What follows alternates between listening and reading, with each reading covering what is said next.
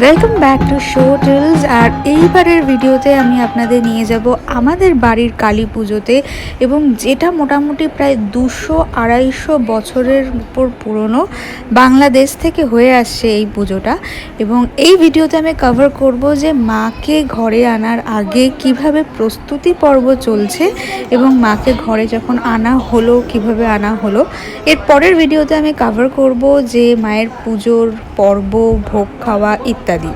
তো আসুন দেখে নিই যে কি কি হলো আমাদের সেদিনকে।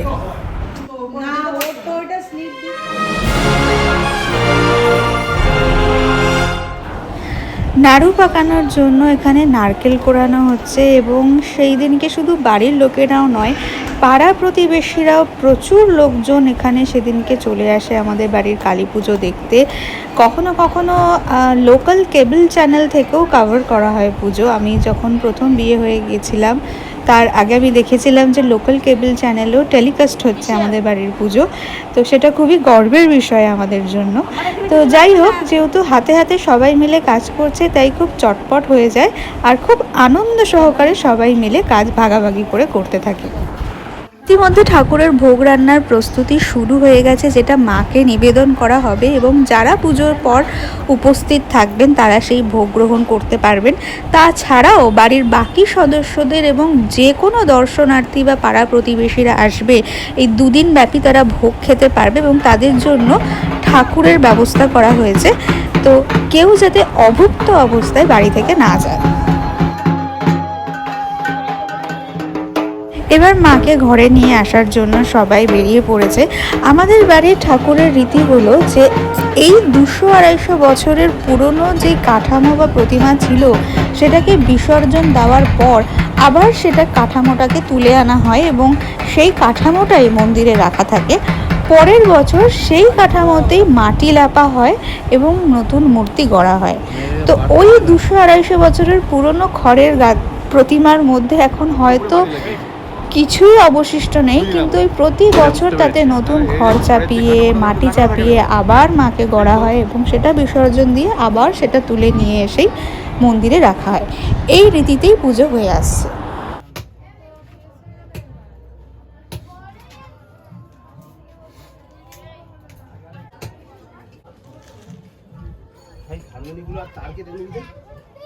আমাদের বাড়ির প্রতিমা সাজানোর সঙ্গে সঙ্গে আমরা দেখে নিচ্ছি যে এইখানে আরেক বাড়ির প্রতিমাও গড়া হচ্ছে, এবং কি সুন্দর করে সেখানে মাকে সাজানো হচ্ছে, এবং দাঁড়িয়ে থাকতে দেখতে দেখতে একদম চোখ জুড়িয়ে যাচ্ছে। ওরা করছে ওই ঠাকুরটা নেবে, ওরা বুঝছো একটা বড় কাকা, হ্যাঁ ওটা নেবে।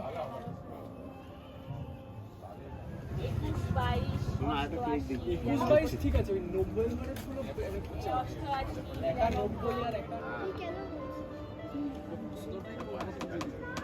ও জানে আমি পারবো না, আমি এসব চর্চা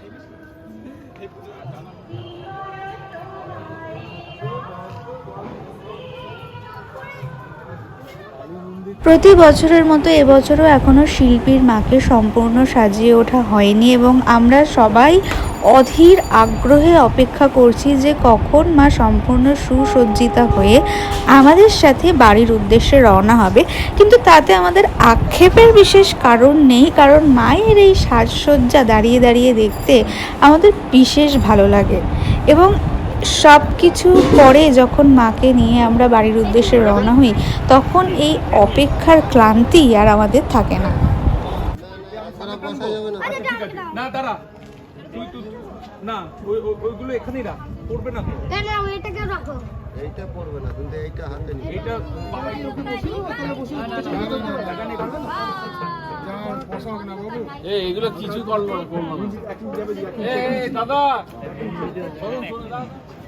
হাতে পারি কালো পার্টটা খুলে গেল।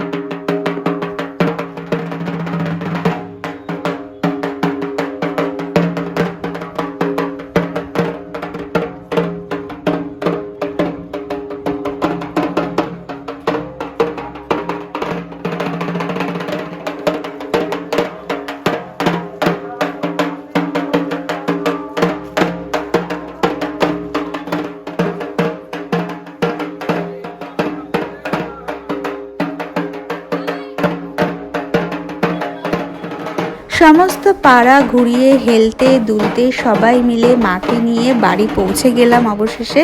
এবং বাড়ির সামনে দেখতেই পাচ্ছ যে আমাদের সবার প্রিয় জেঠিমা, আমরা সোনামা বলি যাকে, সে গঙ্গা জল ছিটিয়ে দিচ্ছে মায়ের প্রবেশ পথে। এবার মা মন্দিরের দিকে আসবে।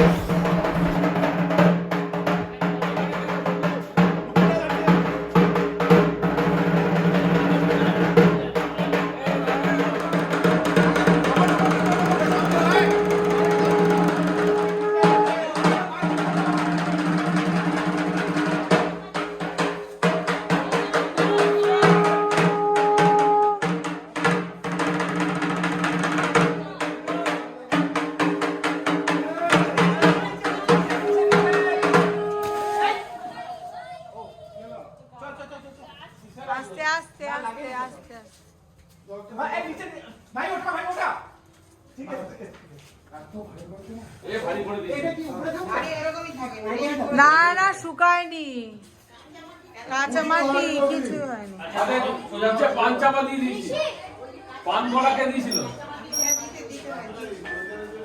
কাঁচা শুকুরে থাকো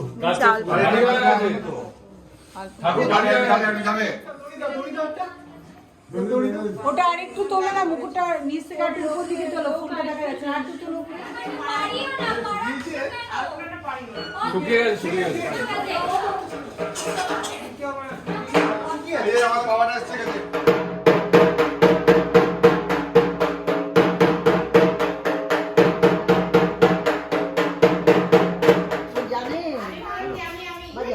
তবলা বাজাচ্ছিল কি বাবা!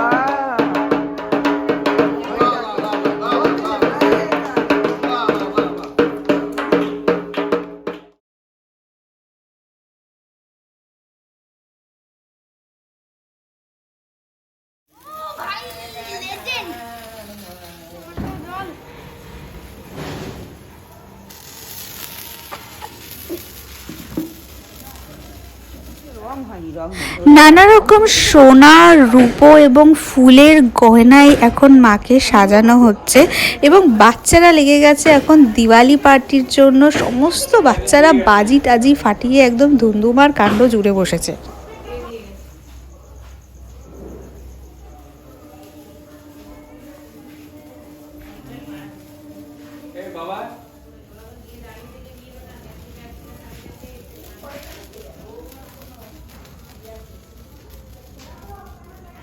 হচ্ছে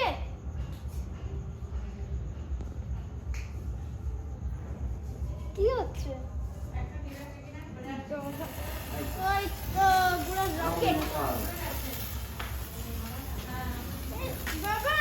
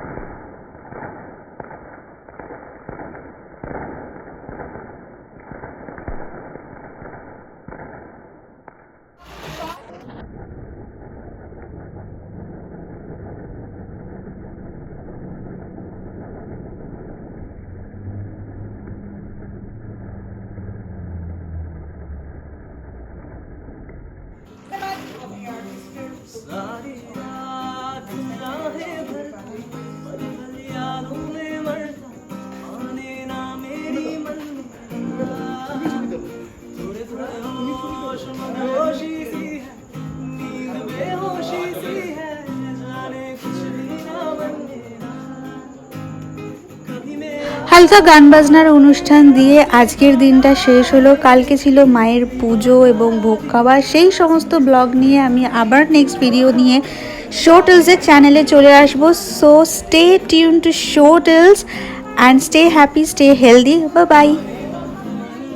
তোমাদের জন্য যারা গান শুনতে ভালোবাসো তাদের জন্য আরেকটা চ্যানেলের লিংক আমি নিচে ডেসক্রিপশন বক্সে দিয়ে দিয়েছি, বনানীর কলকাকলি। তোমরা সেখানে পুরনো থেকে আধুনিক সমস্ত রকমের গান শুনতে পারবে, হিন্দি থেকে বাংলা সমস্ত গান শুনতে পারবে, রিকোয়েস্ট করতে পারবে। তো প্লিজ চ্যানেলটা ভিজিট করো এবং আমাকে জানিও যে তোমাদের কেমন লাগলো।